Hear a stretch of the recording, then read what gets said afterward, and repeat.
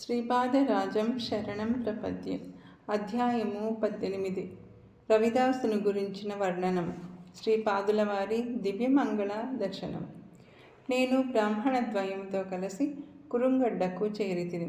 అనంతకోటి బ్రహ్మాండ నాయకుడైన అయ్యాది పురుషుడు, ఆది మధ్యాంతరహితుడు, చతుర్దశ భువనములకు సార్వభౌముడు అయిన లీలావతారుడు శ్రీపాద శ్రీవల్లభస్వామి కృష్ణానదిలో స్నానమాచరించి ఒడ్డునకు వచ్చుచుండిరి. వారి దివ్యమంగళ స్వరూపము నుండి దివ్యకాంతులు వెదజల్లబడుచుండెను. వారి నేత్రద్వయము నుండి అనంతమైన ప్రేమ, కరుణ వెదజల్లబడుచుండెను. వారు నా సమీపమునకు వచ్చి పాదనమస్కారము చేసుకొమ్మనిరి. నేను శ్రీపాదములను స్పర్శ చేయునప్పుడు తమ కమండలము నుండి పవిత్రోదకము నా శిరస్సుపై చల్లిరి. నేను ఏమీను మాట్లాడకుండగానే అతి తీయని కంఠస్వరముతో, నాయన శంకరభట్టు, నీ అందరి ప్రేమాతిశయమున నిన్ను ఇచ్చటకు ఆకర్షించితిని అని పలికిరి. ఆ పలుకుల తీయందనము, అపారమైన వారి కారుణ్యామృత వృష్టిని వర్ణించుటకు భాష చాలదు. సమస్త భువనములకును అభయప్రధానము ఒనరింప సశక్తమగు అనంత శక్తి సంపన్నమైన వారి దివ్యహస్తమును నా మస్తకము పైనుంచిరి. నాలోని కుండలిని శక్తి ఒక్కసారిగా విజృంభించి నన్ను వివశం చేసినది. నా కంటి ఎదురుగా ఉన్న సమస్త విశ్వమును అంతర్ధానమగునట్లు తోచినది. 1000 సముద్రములు ఒక్కసారిగా విజృంభించి నన్ను తమలో కలుపుకొనుటకు ప్రయత్నించుచున్నవా అన్నట్లు అనంత సత్తా యొక్క విద్యుదగ్ని నా నరనరములను దహించి వేయుచు మత్తెక్కించసాగినది. నా కన్నులు మూతపడినవి, హృదయ స్పందనము, నాడీ స్పందనము నిలచిపోయినవి. నా మనస్సు నిర్వికారమై నిశ్చలత నుండి మహాశూన్యములో నిలిచినది. నా హృదయమునందలి చైతన్యము విశ్వమునందున్న అనంత చైతన్యములో కలిసిపోయినది. ఒక్కొక్క పర్యాయము అత్యంత సూక్ష్మ స్వరూపమున ఆనందమయ స్థితిలో నేను ఉన్నాను అని ఎరుక కలుగుచున్నది. మరి ఒక పర్యాయము ఆ నేను అన్నది కూడా శాంతించి అవ్యక్తమైన దివ్యానంద స్థితిలో నుంటిని. ఆ స్థితిలో నాలో నుండి కోటానుకోట్ల బ్రహ్మాండములు సృష్టి స్థితి లయములనందుచున్నవను జ్ఞానము కలుగునప్పుడు నేను అను ఈ సర్వచైతన్యమును అభిన్నుడని తోచుచున్నది. ఈ నేను అన్నది శమించినప్పుడు అవ్యక్తమైన దివ్యానందములో ఉంటిని. ఇది అంతయును నాకు చిత్రవిచిత్రముగా నుండెను. అంతటా శ్రీపాదుల వారే మహాప్రేమతో తిరిగి తమ కమండలములోని జలమును నాపై ప్రోక్షించిరి. నేను మామూలు స్థితికి వచ్చితిని. జగత్తునకు ఆది గురువులైన శ్రీవల్లభ స్వామి 1000 తల్లుల ప్రేమను మరిపించడి కారుణ్యామృత దృష్టితో నా వైపు చూచుచు మందహాసమును చేసి మ్లేచ్చులకు శ్రీవారి దర్శనం. నాతో వచ్చిన బ్రాహ్మణద్వయమునకు శ్రీపాదుల వారితో మాట్లాడుటకు కానీ, వారి దివ్య శ్రీచరణములను స్పృశించుటకు కానీ ధైర్యం చాలకుండే. శ్రీపాదుల వారు నా వైపు చూచి, నీతో వచ్చిన ఈ 2 ఆగంతకులు ఎవరిని ప్రశ్నించిరి. ప్రభు దివ్య శ్రీచరణుల దర్శనము కోరి వచ్చిన 2 కూడా బ్రాహ్మణులే అని నేనంటిని. దానికి ఆ ప్రశాంత సుందరుడు, నాయన, వీరు బ్రాహ్మణులుగా తోచుటలేదే, గోమాంస భక్షణము చేయి మ్లేచ్చుల వలె తోచుచున్నారు. యథార్థమును వీరిని అడిగే తెలుసుకొనవచ్చును అనిరి. అంతటా బ్రాహ్మణులిద్దరును, అయ్యా, మేము బ్రాహ్మణులము కాము, మ్లేచ్చులమే, సందేహము లేదు అని ముసల్మానులు చదువు కల్మాను చదివి శ్రీ వల్లభుల వారు క్షణక్షణ లీలా విహార్. నేను నిర్ఘాంతపోయితిని. అంతటా ఆ మహాగురువు ఇట్లనిరి, శ్రీపాద శ్రీవల్లభుడు అనేది మారు పేరుతో మాయావేషమున సంచరించే జగత్ప్రభువైన శ్రీ దత్తాత్రేయుని గుర్తెరుంగుట అనేక జన్మల పుణ్యఫలమున సిద్ధించును. కనుక గుర్తించిన తదుపరి ఆ భావము స్థిరమై భక్తిభావము సంపూర్ణముగా కలుగుట మహాభాగ్యం. గోవునందు సకల దేవతలను ఉందురు. అట్టి గోవు లేని గృహము శ్మశానముతో సమానం. శ్రద్ధతో గోసేవ చేయువారు నాకెంతయో ప్రీతిపాత్రులు. గోక్షీరము పుష్టిప్రదము తుష్టిప్రదము. బ్రాహ్మణ జన్మనెత్తి గోమాంసమును భక్షించిన వారు శిక్షార్హులు. యజ్ఞయాగాదులందు మేకను బలి ఇచ్చుట కలదు. యజ్ఞపశువైన ఆ మేకయే కాక దానితో రక్త సంబంధము గల అనేక మేకలు తమ ఈ నీచ జన్మల నుండి విముక్తమై ఉత్తమ జన్మలను పొందును. శీఘ్రముగానే బ్రాహ్మణ జన్మనందును. యజ్ఞపశువైన మేకను ఆ విధముగా ఉత్తమ జన్మలను అందింపగలిగినంత యోగబలము తపోబలము యజ్ఞమును నిర్వహించి వారికి ఉండవలెను. ఆ విధమైన యోగి తపోబలము లేక నామమాత్రంగా యజ్ఞమును నిర్వహించి మేకను బలి ఇచ్చిన మేకను చంపిన పాపము చుట్టుకొనును. ఆయా దేశ కాలమును బట్టి ధర్మకర్మములు మారుచుండును. మ్లేచ్ఛుడైనను మహాతపశ్శాలి అయిన ఎడల గోమాంస భక్షణ చేసినను అయ్యది పరమేశ్వరార్పణ బుద్ధితో చేయబడినదై గోవును దాని రక్త సంబంధము గల సంతతికి ఉత్తమ జన్మలను పొందింప సాధ్యపడును. అట్లు కాని ఎడల మహాపాపం చుట్టుకొనును. అందువలన సాధారణ నియమముగా గోహింస మహాపాపమని ఉద్దేశించబడినది. కురుక్షేత్ర సంగ్రామమునకు ముందు కౌరవ పాండవులకు యుద్ధము చేయుటకు తగిన ధర్మక్షేత్రం ఎక్కడ లభించునా అని కృష్ణుడు వెదకని. కృష్ణునకు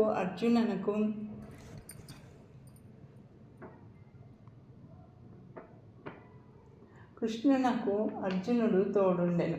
ఒకానొక ప్రదేశమునందు ఒక రైతు పొలములోనికి నీరు పెట్టుచుండెను.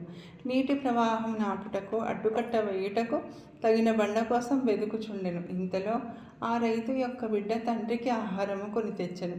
ఆహారమును భుజించిన రైతు తన వద్దనున్న కత్తితో కుమారుని శిరమును ఖండించి ఆ శిరమును అడ్డుకట్టుగా వైచెను. నరుకుచున్న తండ్రి కానీ నరకబడేడి కుమారుడు కానీ నరుకుట అను క్రియ జరుగునప్పుడు ఎటువంటి భావోద్వేగములకు లోనుగాక నిర్వికారముగా ఉండిరి. సమాజ క్షేమమునకు ఆహారం కావలను. పంట పండించుట అనున్నది ఒక్కటే రైతు యొక్క దృష్టి.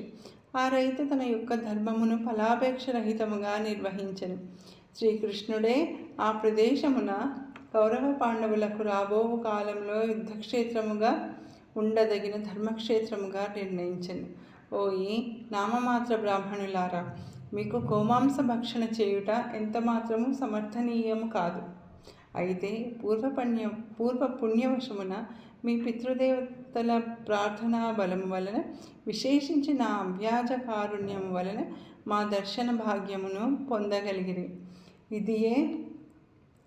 ఇదియే మహాభాగ్యముగా అపురూపమైన అదృష్ట ఫలముగా భావింపుడు. మీరు చేయు నమస్కారములను నేను స్వీకరింపను. నా పాదములను మీరు తాకవద్దు. నా కమండలమునందలి పవిత్ర జలమును మీ మీద ప్రోక్షించుట సాధ్యము కాని పని. మీరు వెంటనే ఇచ్చట నుండి బయలుదేరి మీ ఇచ్చ వచ్చిన చోట్లకు పొండు. మీకు అన్నవస్త్రములకు లోటు లేకుండా చూచెదను. మీరు మ్లేచ్ఛ వనితలను వివాహమాడి మ్లేచ్ఛ ధర్మములను అనుసరింపుడు. మీ చేత చంపబడిన గోవులు మీకు ఈ జన్మలోనూ జన్మాంతరములలోనూ సంతానమై జనించి మిమ్ములను అనేక రకములుగా హింసించుచు అనేక శ్రమలతో మీరు సంపాదించడి కష్టార్జితమును యథేచ్ఛగా అనుభవించుచు సుఖించునుగాక. అయితే నా దర్శన భాగ్యమును పొందిన మీరు అనేక శతాబ్దముల తర్వాత బడీ బాబా, అబ్దుల్ బాబా అనే పేర్లతో ప్రసిద్ధులై నా యొక్క సంపూర్ణ సద్గురు అవతారమైన సాయిబాబా అని పేరు కలిగిన విలక్షణ అవతారముచే ఉద్ధరింపబడిదరు గాక. మరాఠ దేశమందు శీలధి గ్రామం కలదు. అది కాలాంతరమున సిద్ధక్షేత్రమగును. అచ్చటనే మీకు సాయిబాబా లభించును. నా యొక్క ఆజ్ఞ అనుల్లంఘనీయం. అది శిలాక్షరముల వలె మార్చుటకు వీలు లేనిది. తక్షణము ఈ ప్రదేశమును వీడిపోవలసినదని ఆజ్ఞాపించింది. నేనునే శ్రీపాదుల వారు మాత్రమే ఉంటిమి. ఇంతలో రవిదాసు అను నామాంతరము కలిగిన రజకుడు ఒకడు వచ్చాడు. రవిదాసు శ్రీపాదుల వారికి పదే పదే నమస్కరించుచుండేడు. కొంతసేపటి వరకు శ్రీపాదులు వాని యందు నిర్లక్ష్యముగా ఉండిరి. కొంతసేపటికి శ్రీపాదుల వారు వాని వైపు చూచి మందహాసం చేసి దీనికి కారణమై ఏమై ఉండునా అని నేను ఆలోచించసాగితిని. వారు చిరునవ్వుతో కరుణా దృష్టిని నా వైపు ప్రసరించుచు నా భ్రూమధ్యమును గట్టిగా తాకిరి. అద్భుతము నా మనోనేత్రమునకు వింత దృశ్యములు కనబడసాగిను. భక్తులకు శ్రీపాదుల వారి అనుగ్రహములు. కురుంగడ్డ వైపునకు రవిదాసు పడవ నడుపుచుండెను. ఆ పడవలో వేదశాస్త్రములను చక్కగా అభ్యసించిన పండితుడు ఒకడుండెను. తాను బ్రాహ్మణ జాతికి చెందినవాడైన కారణమున ఇతరులు తన పడవలో ఎక్కిన ఎడల స్పృశ్యత దోషం కలుగుననియు, అందుచేత తననొక్కడినే కురుంగడ్డకు తీసుకుపోవాలననియు ఆ పండితుడు చెప్పెను. అధిక మూల్యం చెల్లించవలసి ఉండునని రవిదాసు పలికెను. నేను మహాపండితుడను, శ్రీపాదుల వారి కడకు పోవుచున్నాను. ఆ స్వామి పండితుడే అయిన ఎడల నా విద్వత్తును గమనించి భూరి సంభావనను ఇచ్చును. దాని నుండి నీకు మూల్యమును చెల్లించదనని ఆ పండితుడు పలికెను. రవిదాసు సరే అనెను. పడవ ప్రయాణము సాగించుచుండెను. మాటల సందర్భమున రవిదాసుకు పురాణ ఇతిహాసముల గూర్చి కూడా ఏమినో తెలియదని పండితుడు గమనించెను. ఓయి నా జన్మ చరితార్థము, పురాణ ఇతిహాసముల గూర్చి కించిత్తు కూడా పరిజ్ఞానము లేని నీ జన్మ 4/3 వ్యర్థమనెను. రవిదాసు మిన్నకుండెను. నదీ ప్రవాహం మిక్కుటముగా ఉండెను. దానికి తోడు పడవలో రంధ్రము పడి నీళ్లు పడవలోనికి రాసాగాను. అయ్యా, మీకు ఈత వచ్చునా అని రవిదాసు అడిగాను.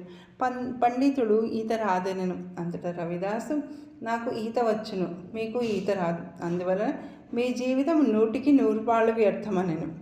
రవిదాసు శ్రీపాద వల్లభుల నామం ఉచ్చరించుచు నదిలోనికి దూక ప్రయత్నించుచుండెను. కండ్లకు మిరుముట్లు గొలుపు దివ్యకాంతి నదీ మధ్యమున గోచరించెను. అది అంతైనూ శ్రీపాదుల వారి మహిమని రవిదాసు తలంచెను. నీరు పడవలోనికి ప్రవేశించుచుండెను. అయితే అదృశ్య హస్తమేదో ఆ నీటినంతటను బయటకు పారబోయుచుండెను. ఇద్దరును శ్రీపాదుల వారి దర్శనమునకు వచ్చింది. రవిదాసు ఇంతకు పూర్వము శ్రీపాదుల వారికి ఎప్పుడు నమస్కరించినను వారు నిర్లక్ష్య ధోరణితో తిరస్కరించుచుండిరి. కానీ ఈనాడు మాత్రము రవిదాసు నమస్కరించినప్పుడు ప్రసన్నవదనముతో మందహాసము చేసిరి. రవిదాసుతో వచ్చిన పండితుని మాత్రము నిర్లక్ష్యముగా చూచెను. శాస్త్ర చర్చను కోరిన పండితుడు నోటి మాట రాక నిలుచుండెను. శ్రీపాదుల వారు ఇట్లండి, ఓరి పాండిత్య గర్వముతో యుక్తాయుక్త విచక్షణను కోల్పోతివి. మహాపండితుడవయ్యుండి సద్వంశమున జనించి పుణ్యమును సంపార్జించుకొనుటకు బదులుగా పాపమును మూటగట్టుకొనుచుంటివి. కట్టుకున్న మహా ఇల్లాలను క్షోభపెట్టితివి.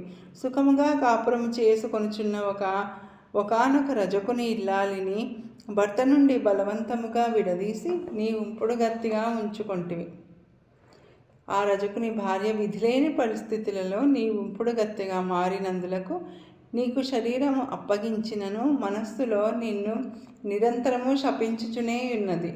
నీ భార్య అయిన ఆ సద్బ్రాహ్మణి తన సంసారము చట్టబండులైనందులకు మానసికముగా చెప్పరాని క్షోభను అనుభవించుచున్నది. అన్నింటినీ గమనించుచున్న నేను ఈ రోజున నిన్ను ఇక్కడికి ఆకర్షించితిని. ఈరోజు నీ జాతక ప్రకారము మరణము లిఖించబడి ఉన్నది. నీకు ప్రస్తుతము 3 వర్షములు ఆయుష్ను ప్రసాదించుచున్నాను. నీవు స్వగృహమునకు పోయి గతములోని దురాచార ప్రవర్తనను మార్చుకొను.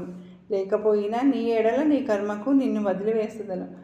నీవు పండితుడవే, సందేహము లేదు. నీ విద్వత్తునకు సంభావనీయమందువా లేక 3 వర్షముల ఆయుష్ను ఇయ్యమందువా? తక్షణమే సమాధానం ఇయ్యవలసినది. సర్వజ్ఞమూర్తి అయిన శ్రీపాదుల వారి వచనములన్నీ విన్న తదుపరి పండితుడు నోటి మాట రాక మూగవాని వలె ఉండెను. వాని హృదయంలో తన ఆయుష్ పెరగవలనని కోరిక ఉండెను, కానీ నోట మాట రాలేదు. శ్రీపాదుల వారే ఇట్లంటే, నీ హృదయమునందలి కోరికను అనుసరించి నీకు ఆయుర్దాయమును పెంచుచున్నాను. నీవు ఉంపడుగత్తెగా చేసుకున్న రజక వనిత వచ్చే జన్మలో నీ భార్య కావలసి ఉన్నది. కానీ ఈ జన్మలోనే ఆమెను నీ దానిగా చేసుకొంటివి. ఏ జన్మములోని ధర్మములు ఆ జన్మమునకే పరిమితములు. నీవు ఆ నియమమును ఉల్లంఘించితివి. వచ్చే జన్మమున ఆ రజక దంపతులు మహారాజభోగమును అనుభవించెదరు. నీవు నపుంసక జన్మ నుండి ఆ రజత వనితకు సేవలు చేయుచు కర్మఫలమును అనుభవించదవు. నీవు ఈ 3 వర్షములలోనూ కొన్ని సత్కర్మలు ఆచరించిన అన్నవస్త్రములకు లోటు లేకుండా రజక వనిత వద్ద సేవ చేసుకొనెదు. దుష్కర్మలను ఆచరించిన నీవు రజక దంపతుల సేవ చేయుచు శ్రమకు తగ్గ ఫలితము లేక నానాయాతనలను అనుభవించదు. మరణము నొందవలసిన నిన్ను కాపాడి నా వద్దకు చేర్చిన రవిదాసునకు నీ యొక్క సమస్త పుణ్యము చెందును.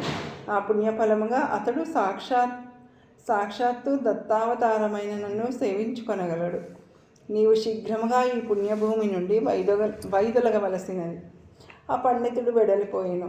రవిదాసు శ్రీపాదుల వారి దుస్తులను ఉతుకుటయు ఆశ్రమ ప్రాంగణమును శుభ్రపరచుటయు మొదలగు సేవలను చేసుకొనుచుండెను. శ్రీపాదుల వారు నదీ స్నానానికి వచ్చినప్పుడల్లా రవిదాసు శ్రీ గురుదేవులకు సాష్టాంగ నమస్కారం చేసుకొనిడివాడు. శ్రీపాదుల వారు ప్రసన్నవదనముతో వాని నమస్కారములను స్వీకరించెడివారు. రవిదాసునకు తన తండ్రి చెప్పిన మాటలు గుర్తుండెను. శ్రీపాదుల వారు సర్వాంతర్యామి గనుక వారికి చేసిన నమస్కారమునకు ప్రతిగా అనేక వందల మంది చేత నమస్కరించబడి మహాయోగం కలుగునని తన తండ్రి చెప్పి ఉండెను. అయితే ఈ నమస్కారములను వారు అంగీకరించినప్పుడు మాత్రమే ఈ మహాయోగం కలుగునని కూడా తన తండ్రి చెప్పి ఉండెను. రవిదాసు తన నమస్కారములను శ్రీపాదుల వారు అంగీకరించుట వలన ఆ అమందహాసంతో ఉండేది.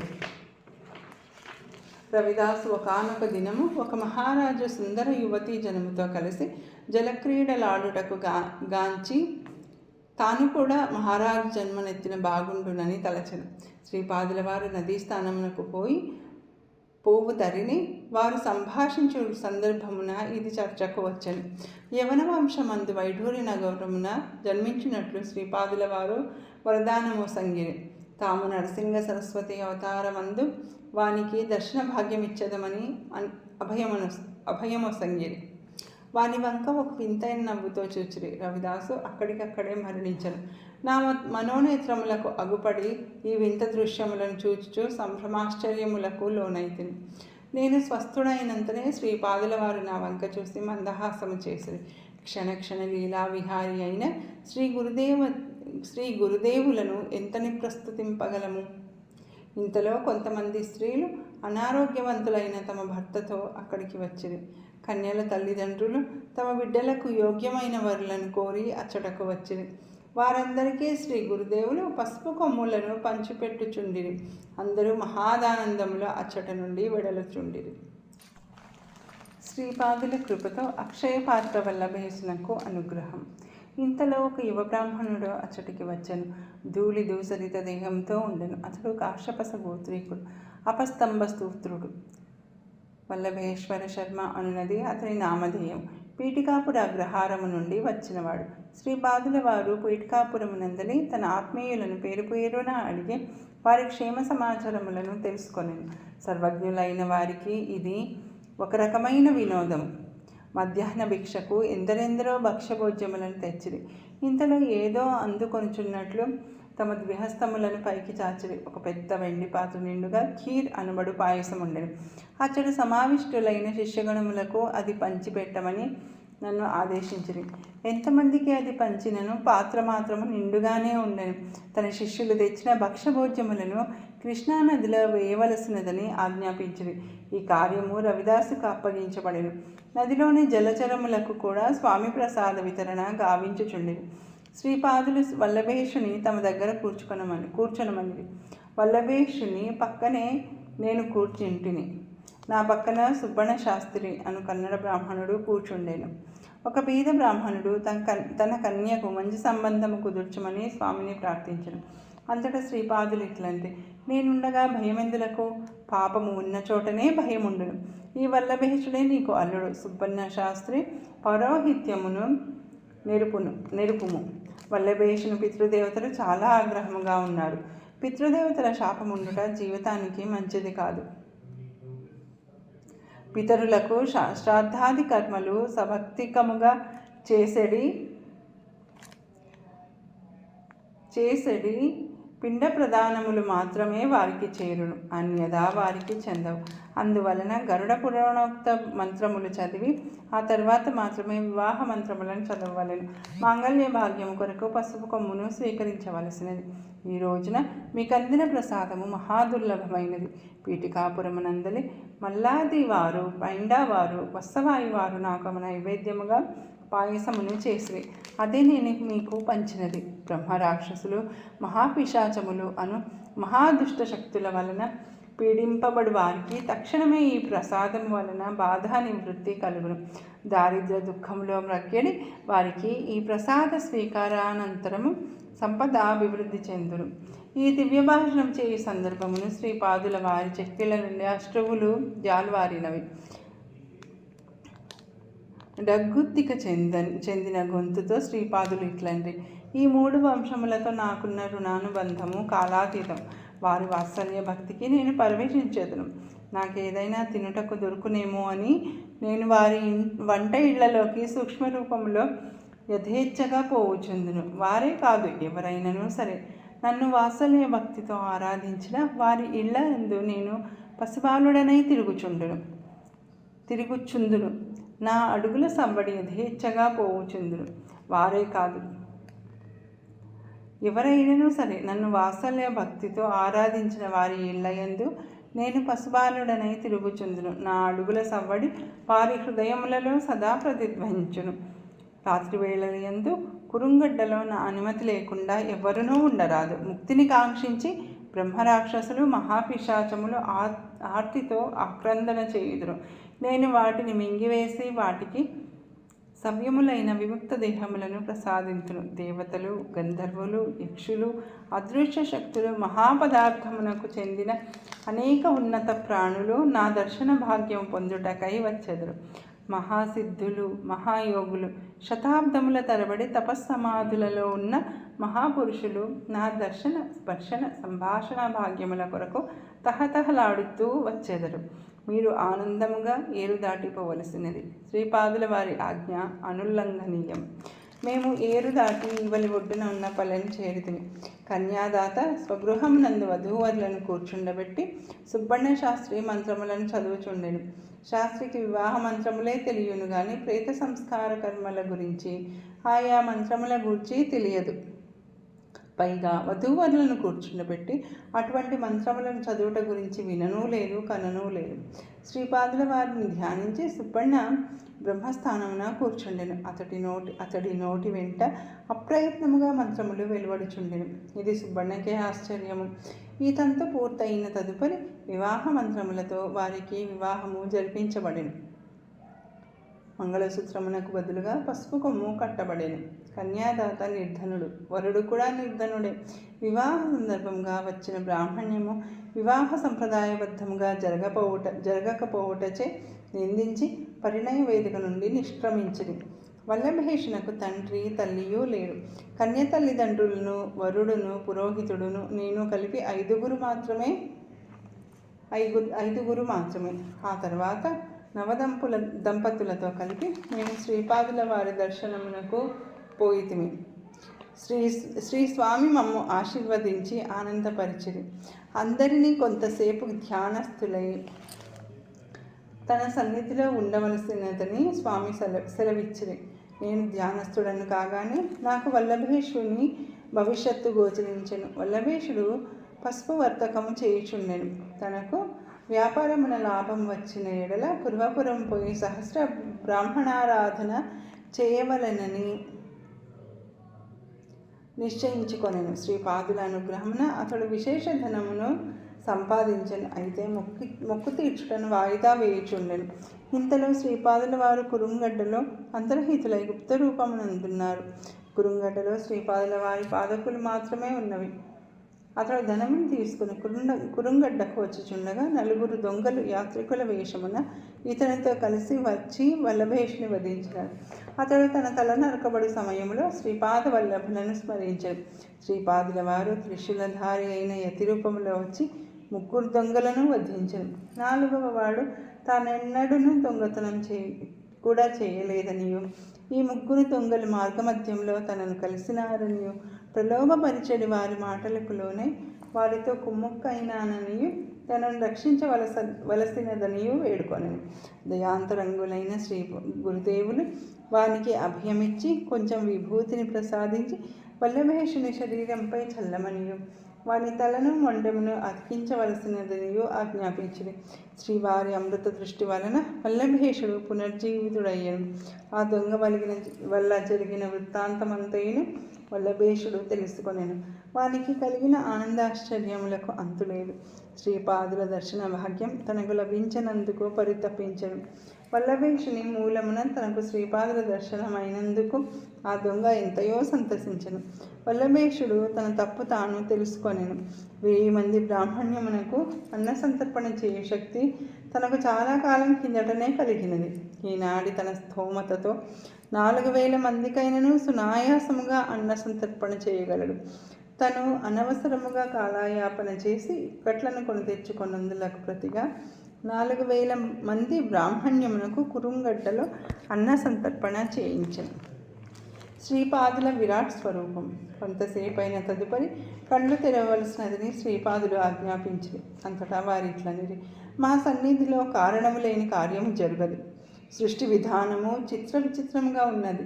నిరాకారుడనైన నేను నరాకారముగా మీ ముందుకు వచ్చుట కడుచోద్యం. నిర్గుణుడైన నేను సగుణుడుగా మీకు తోచుట ఆశ్చర్యం. అసలు పరిమితులు అవధులు లేని నేను పరిమితులతో అవధులతో ఉన్నట్లు అనుభవమగుట వింతను గొలుపు విషయం. సర్వశక్తులను నా కరస్థమై ఉన్నవి. ఈ అనంతకోటి బ్రహ్మాండమునందలి ప్రతి అణువులోనూ ఉన్నవాడిని నేనే. అణువును కలిపి ఉంచెడు సంకల్ప స్వరూపము అణువును విడగొట్టగలిగి నూతన సృష్టి రచనకు రంగము సిద్ధము చేయి ప్రళయకాల రుద్రుడను నేనే. ఇది జ్ఞానమని ఇది అజ్ఞానమని మీకు బోధ చేయుచు సర్వజీవులను అనేక విధముల మాయలలో పడదోసి వినోదించుచు ఆర్తితో పిలిచినప్పుడు సహస్రబాహువులతో మిమ్ములను ఆదుకొని సంరక్షించు అనాది తత్వమును నేనే. అన్ని జీవులలోనూ నేను అని తోచుచున్న అసలు సిసలైన నేనును నేనే. అటువంటి నాలో సర్వశక్తిత్వము సర్వజ్ఞత్వము సర్వంతర్యామిత్వము లేకున్న ఎడల ఆశ్చర్యపోవలవినే కానీ అవి మీకు వ్యక్తమై అనుభవమిచ్చినప్పుడు ఆశ్చర్యపోవలసి ఏమున్నది?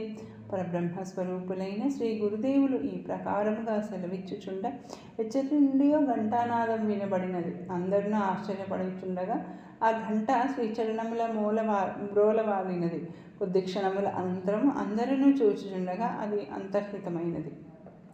స్త్రీల యందు శ్రీపాదుల వారి మాతృభావన. శ్రీపాదులు ఇట్లనిది, ఈ శ్రీపాద శ్రీవల్లభావతారము సద్య ఫలములను ప్రసాదించి మహావతారం. మా నామస్మరణ చేయకుండగా ఏ అవధూత కూడాను పూర్ణసిద్ధిని పొందజాలడు. యోగ విఘ్నములను జయించలేడు. ఓ ఈ వల్లభేష వినుము. నీ తల్లిదండ్రులు నీ చిన్నతనమున కాలము చేయగా నీ 4 పినతండ్రులు నిన్ను అనేక రకముల అగచాట్లకు గురి చేసి నీ ఆస్తిని అపహరించి నిన్ను బికారిగా చేసిన వైనము మాకు అవగతమే. వారి సంతానము కూడా నీ యందు వైరభావమును కలిగి ఉన్న విషయము కూడా మాకు అవగతమే. చనిపోయిన నీ పినతండ్రులు తిరిగి జన్మ నుండి దొంగలుగా మారెదరు. నీవు కురుంగడ్డకు వచ్చు సందర్భమున నిన్ను వధించి నీ ధనమును తస్కరించుటకు యోచించెదరు. నీవు మా స్మరణ చేసిన ఎడల మేము తక్షణమే వ్యక్తమై మా త్రిశూలంతో 3 దొంగలను వధించదం. 4వ వాడు స్వల్పదోషి గనుక విడిచిపెట్టెదం. శ్రీపాదుల వచనమును విని వల్లభేషుని భార్య కండ్లనీరు పెట్టుకొనుచున్నది. అంతటా శ్రీపాదులు ఇట్లంటే, అమ్మా, నేను ప్రతి స్త్రీ యందు నాకు జన్మనిచ్చిన అఖండ సౌభాగ్యవతి సుమతి మహారాణినే చూచుచుందును. ఆ మహాతల్లి ఒడిలో నేను ఎప్పటికీ పసిబిడ్డని. నీవు దుఃఖింపకు. నేనిచ్చడి ఈ పసుపు కొమ్ములను భద్రపరచుకొను. నీకు సర్వశుభములను అది ప్రసాదించును. నీవు సుమంగళిగానే జీవించదవు. మా శాసనము శిలాశాసనం. దానిని మార్చుటకు ఈ సృష్టిలో ఏ శక్తికి కూడా సాధ్యం కాదు. నాకు గాయత్రి మంత్రోపదేశం చేసిన నా మొదటి గురువైన మా తండ్రి గారి పేరు చిరస్థాయిగా చేయదలంచితిని. మా తండ్రి పేరులోని నరసింహ శబ్దమునకు సరస్వతి తోడయి నరసింహ సరస్వతి అనే మా తదుపరి అవతారము రానున్నది. మా తాతగారైన బాపనార్యుల రూపమును కూడా చిరస్థాయిగా చేయదలచితిని. నరసింహ సరస్వతి అను ఆ రూపము ముమ్మూర్తులా మా తాతగారినే పోలియుండును. మా తాతగారు నా రెండవ గురువు. వారి వద్దనే వేద విద్యను గ్రహించితిని. మీరు ఇప్పుడు చూచిన ఈ గంట ఒకప్పుడు మా తాతగారి ఇంట ఉండేటిది. అది నా సంకల్పమున సాధకులను అనుగ్రహించుటకు అనేక దేశములు తిరుగుచుండును. అది భూమి లోపలి పొరలలో ఉండి కూడా ప్రయాణించుచుండును. భూమిపై పొరలలో నుండి కూడా ప్రయాణించగలదు. శంకర భట్టు నీవు రచించని శ్రీపాద శ్రీవల్లభ చరితామృతం తెలుగు ప్రతిలోని జయసంఖ్యారూపమైన 18 అధ్యాయము పీఠికాపురం చేరు సందర్భమున ఆ గంట తిరిగి పీఠికాపురం చేరును. ఈ గంట అనేక ఆకారములు మారి పరిణామములు మారి నా సంకల్పం ప్రకారము నడుచుకొనును. మా తాతగారి స్వగృహమున నా పేరిట మహాసంస్థానం ఏర్పడును. నా ప్రేమకు గుర్తుగా జయ జయ ధ్యాన రూపమైన గంటను పీఠికాపురము పంపించెదను. దత్త దిగంబర శ్రీపాద వల్లభ దత్త దిగంబర. శ్రీపాదుల వారికి శ్రీపాద శ్రీవల్లభుల వారికి జయం జయం. శ్రీపాదరాజం శరణం ప్రపద్య.